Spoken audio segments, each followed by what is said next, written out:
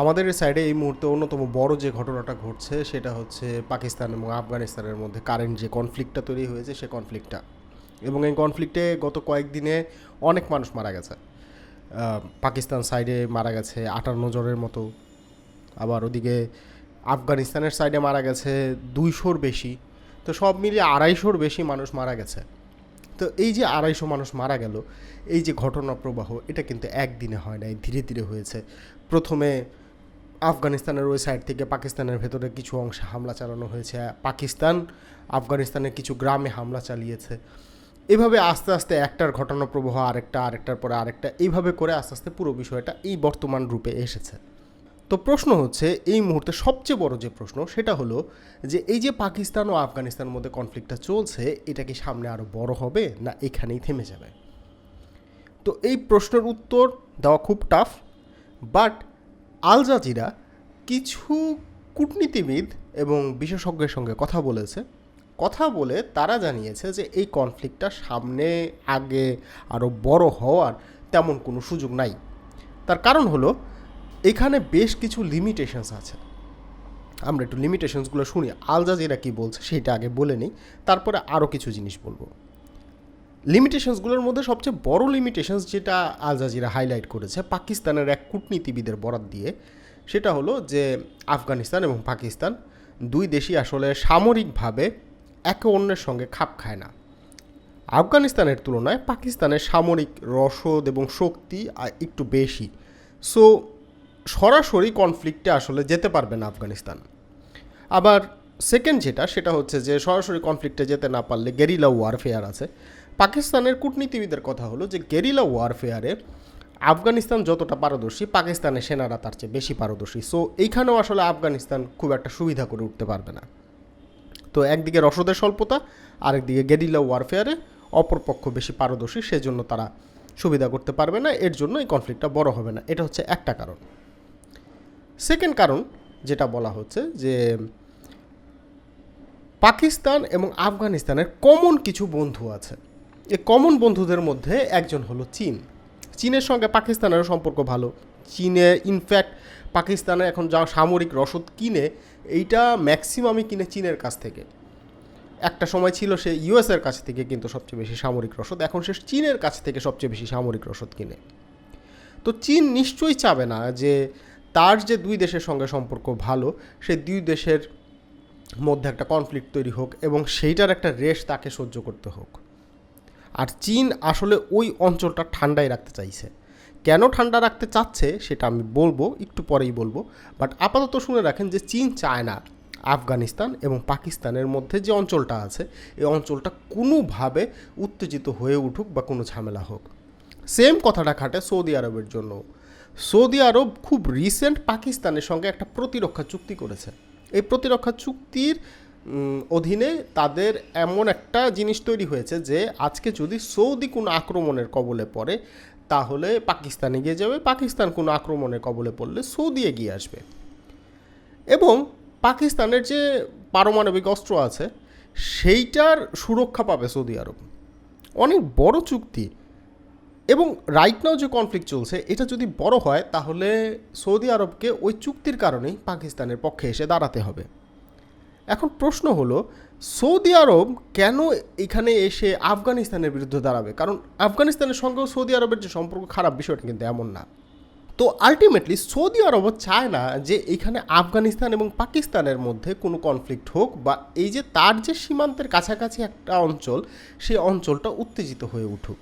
So Saudi এবং চীন দুইটা মিত্র দেশ পাকিস্তান এবং আফগানিস্তানের, এবং দুইটা দেশই এই জিনিসটা চাচ্ছে না। সো এইটা হওয়ার চান্সেস খুবই কম। আর এটা বড় না হওয়ার থার্ড যে কারণটা বলা হচ্ছে, বিশেষজ্ঞরা বলছেন, সেটা হলো যে আফগানিস্তান এবং পাকিস্তান দুই দেশেরই ভেতরে অনেক ছোটোখাটো সমস্যা আছে যেগুলো নিয়ে তারা নিজেরাই অনেক বেশি ব্যস্ত। যেমন পাকিস্তানের ভেতরে কিছুদিন পর প্রোটেস্ট মাথাচাড়া দেয়, তারপর বেলুচিস্তানে নানা ধরনের গণ্ডগোল হয়, তারপর অন্যান্য স্থানে হুটহাট এটা হয়ে যাচ্ছে ওটা হয়ে যাচ্ছে।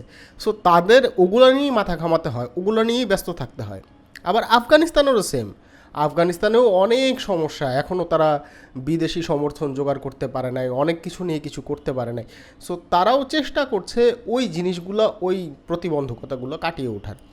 সো এই টাইমটাতে কোনো দেশই আসলে চাবে না যে ফুল স্কেলে তারা অন্য কোনো একটা দিকে মনোযোগ দেখ। অর্থনীতির অবস্থাও যদি ধরেন, দুই দেশের অর্থনীতির অবস্থা বেশ নাজুক, সো তারা ওই অবস্থাতেও কোনো একটা ঝুঁকি নিতে চাবে না। সো এই দিক থেকেও বাড়ার সুযোগটা কম বলেই মনে করছেন বিশেষজ্ঞরা, এবং তারা এক অর্থে বলেই দিচ্ছেন যে এটা বাড়বে না। এখন যেটা নিয়ে আমি বারবার আপনাকে বলছিলাম যে পরে কিছু কথা বলবো, সেটাই আসি। আল জাজিরা এই কনফ্লিক্ট নিয়ে মোটামুটি প্রায় সব দিক কাভার করলেও একটা দিক সে হাইলাইট করে নাই, এবং আমার মনে হয় এটা হাইলাইটটা করা উচিত ছিল। কেন হাইলাইট করে নাই তারাই জানে। সেটা হলো আমেরিকার এখানে ইন্টারেস্ট। আমেরিকা অনেক দিন ধরেই আফগানিস্তানে একটা ঘাঁটি চাচ্ছে, এবং ট্রাম্প বলে রেখেছে যে ওই ঘাঁটি যদি তারা না পায় তাহলে আফগানিস্তানের কপালে দুঃখ আছে। তো এই যে ঘাঁটিটা, এই ঘাঁটিটার নাম হচ্ছে বাগরাম ঘাঁটি। এটা নিয়ে আমি একটা ভিডিও বানিয়েছি, নতুন করে আর কিছু বলবো না, আপনি চাইলে ওই ভিডিও দেখে নিতে পারেন। এই ঘাঁটিটা কৌশলগতভাবে খুব গুরুত্বপূর্ণ অবস্থানে অবস্থিত। এখন গত কয়েক মাসে পাকিস্তানের সেনাপ্রধান একাধিকবার আমেরিকায় গেছে, এবং সেখানে তার যুক্তরাষ্ট্রের প্রেসিডেন্টের সঙ্গে বৈঠক হয়েছে, এবং দুই পক্ষকে, আমেরিকার ওই সাইড থেকে এবং পাকিস্তানের এই সাইড থেকে, দুই পক্ষ থেকেই অনেক প্রশংসা শোনা গেছে। এদিকে পাকিস্তান যে চীনের কাছ থেকে নানা ধরনের সামরিক রসদ কিনছে, এই বিষয়টা নিয়ে আমেরিকার সঙ্গে যে তাদের সম্পর্ক খারাপ হয়ে গেছে, বিষয়টা কিন্তু এমন না। হ্যাঁ, আমেরিকা একটু মনক্ষুণ্ণ হয়েছে, এই জিনিসটা তারা কাউন্টার করার চেষ্টা করছে, বাট তাদের মধ্যে যে সম্পর্কটা ছিল সেই সম্পর্কটা আবার নতুন করে তৈরি হচ্ছে। এটা লম্বা সময় এই সম্পর্কটা ছিল না, সম্পর্কটা নষ্ট হয়েছিল। এই জিনিসটা তৈরি হওয়া শুরু হয়েছে এই যে আপনি কাশ্মীরে যে গণ্ডগোলটা হলো ভারত পাকিস্তানের মধ্যে, ওই সময় আমেরিকার যে ইনভলভমেন্ট, সেই জিনিসগুলো আপনি দেখলে আপনি বুঝতে পারবেন যে আমেরিকা এই জায়গাটা কীভাবে হ্যান্ডেল করেছে, এবং সে কী ধরনের প্রভাব পাকিস্তানের উপরে এখনও ধরে রাখে। তো আমেরিকা যেহেতু আফগানিস্তানে একটা ঘাঁটি চাচ্ছে, এবং এদিকে তার পাকিস্তানের উপরে বড় একটা প্রভাব আছে, এবং যে সময়টাতে সে ওই ঘাঁটিটা চেয়েছে, এটা নিয়ে পাবলিকলি বলা শুরু করেছে, ঠিক ওই মোমেন্টটাতে আপনি যদি খেয়াল করেন তাহলে দেখবেন যে পাকিস্তান এবং আফগানিস্তানের মধ্যে কনফ্লিক্টটা এত বড় হয়েছে। সো বলা যেতে পারে যে আমেরিকা হয়তো এখানে একটা কনফ্লিক্ট তৈরির চেষ্টা করছে। এখন এটা আপনি বলতে পারেন আপনি তো গাঁজাখুরি কথা বললেন, জিনিসটা আমি বলছি না।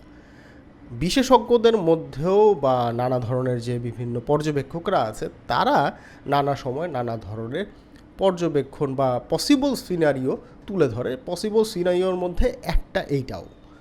সো আমেরিকা যদি ওই প্রভাবটা ধরে রাখতে চায়, এবং তার যদি বাগরাম ঘাঁটি নিয়ে এত বেশি মাথা ব্যথা থাকে, তাহলে হতেও পারে যে এইটা হয়তো এসকেলেট করার দিকে যেতে পারে। তবে সেক্ষেত্রেও আমার মনে হয় চীন এবং সৌদি আরব স্ট্রংলি অপোজ করবে, কারণ চীন কোনোভাবেই চায় না যে এই অঞ্চল উত্তেজিত হোক এবং এখানে আমেরিকা এসে ঢোকার সুযোগ পাক।